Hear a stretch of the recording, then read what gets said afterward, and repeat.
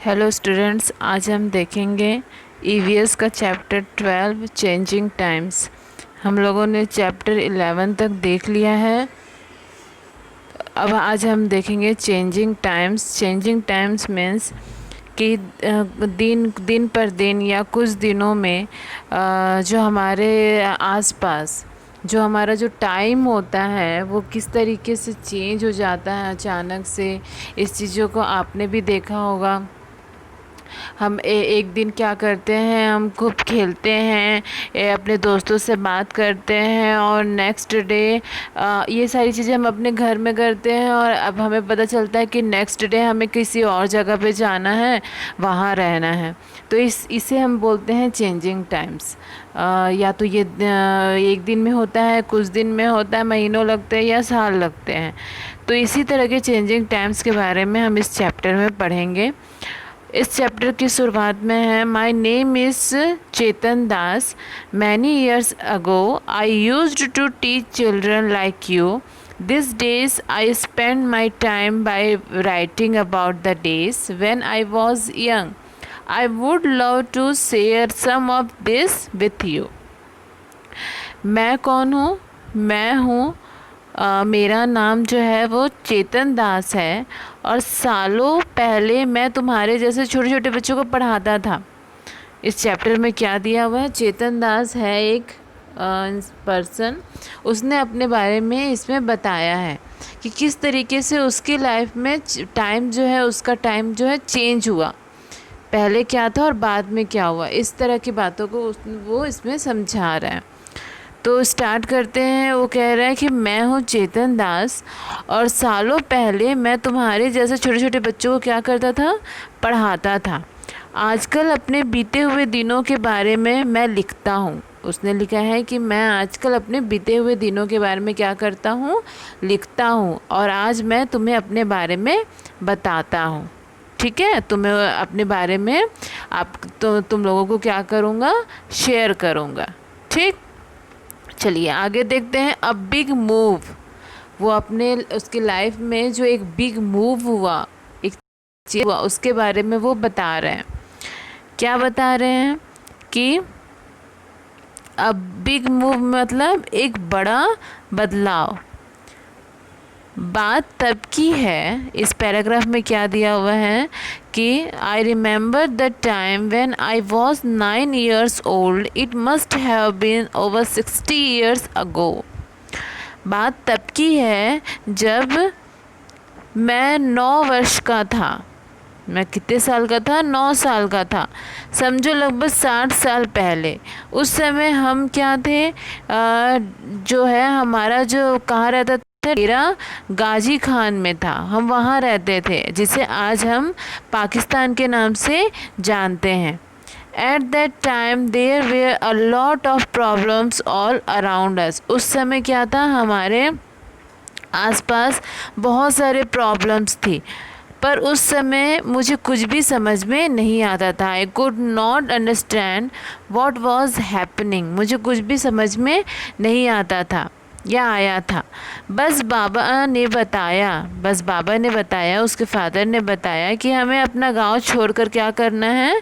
दूसरी जगह जाना है। One day Baba told us that we had to leave our village and move to another place.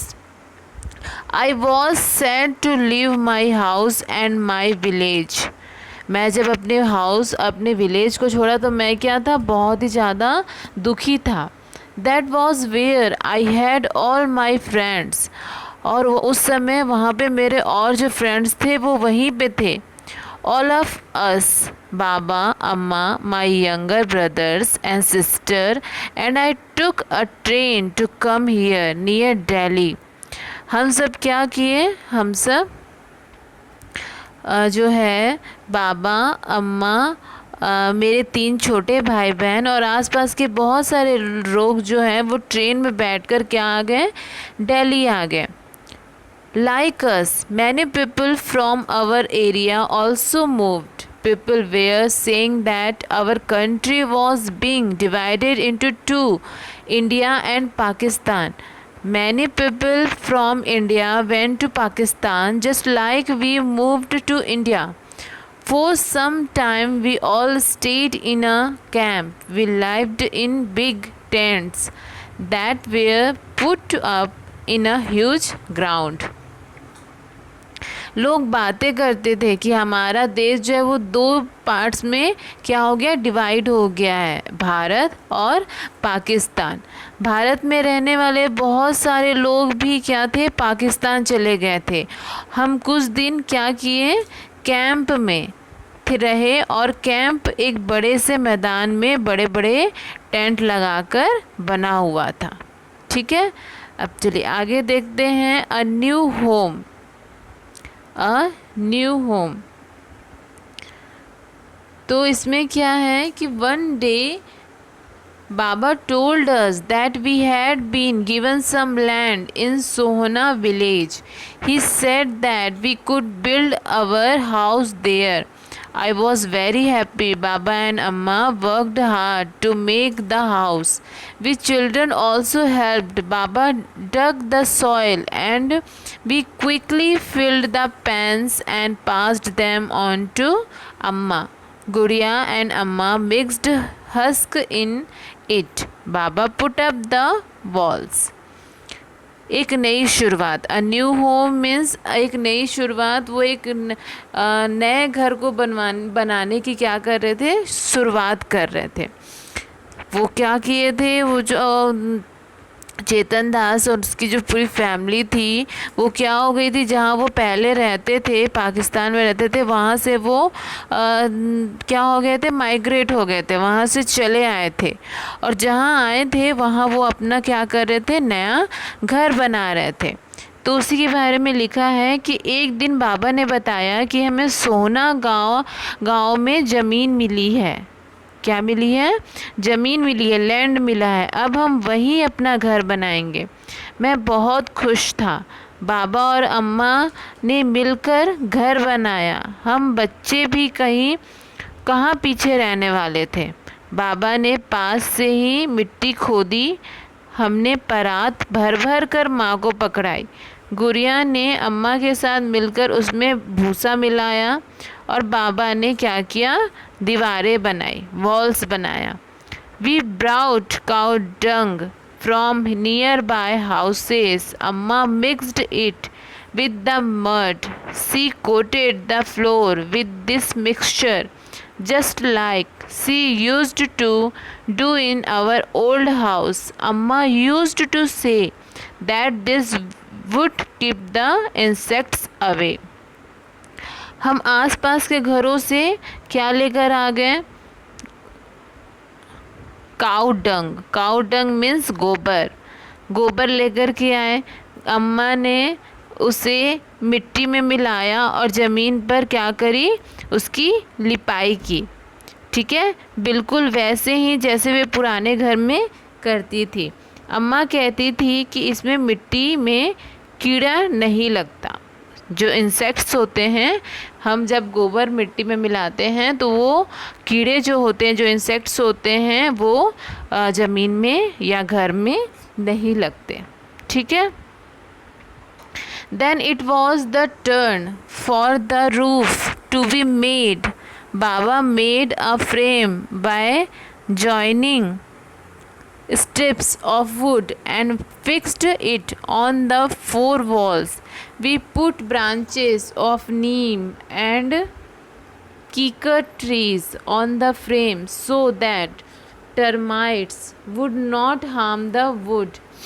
Amma put old gunny bags on this and covered them with mud. Most of the houses around our house were made like ours. A few were different, but I liked my house the best. It was just like our old house. बस अब हम हमें क्या करना था, छत बनाना बचा हुआ था, रहती थी। बाबा ने लकड़ी के फट्टे जो होते हैं वो जोड़ कर एक फ्रेम बनाया और उसे चारों दीवारों पर क्या कर दिया, टिका दिया। लकड़ी को दीमक ना लग जाए, इसके लिए उन्होंने नीम और कीकर की लकड़ियों को इस फ्रेम पर क्या किया, बिछा दिया। अम्मा ने पुरानी बोरियां इस पर बिछाकर मिट्टी से लेप कर दिया। आसपास के ज़्यादातर सभी घर ऐसे ही बने थे, पर मुझे अपना घर सबसे अच्छा लगता था। वह बिल्कुल हमारे पुराने घर जैसा ही था। ये सब बातें क्या वो कौन बोल रहा है, चेतन दास अपने बारे में बता रहा है। अब है find out, talk to any one of your grandparents and any other elderly person. तुम्हें क्या करना है, अपने ग्रैंड पेरेंट्स या किसी भी एल्डर पर्सन से तुम्हें बात करनी है और उनसे ये फाइंड आउट करना है कि व्हेन शी और ही वॉज 8-9 years ओल्ड, जब वो 9 साल के थे तो उन्होंने क्या किया, उसके बारे में नीचे दिया है कि वेयर डिड शी और ही लाइव।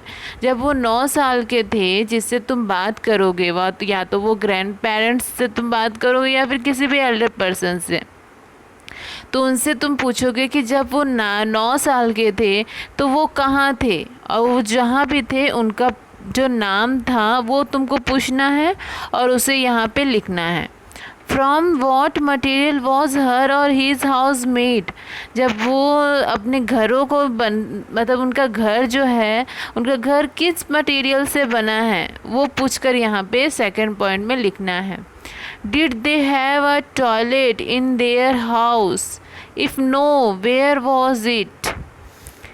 थर्ड पॉइंट में क्या है कि क्या उनके घर के अंदर में टॉयलेट था, अगर नहीं तो कहाँ बना था, टॉयलेट कहाँ बना था, इस बारे में पूछना और लिखना है। In which part of the house was food cooked, उनके घर में खाना कहाँ बनता था।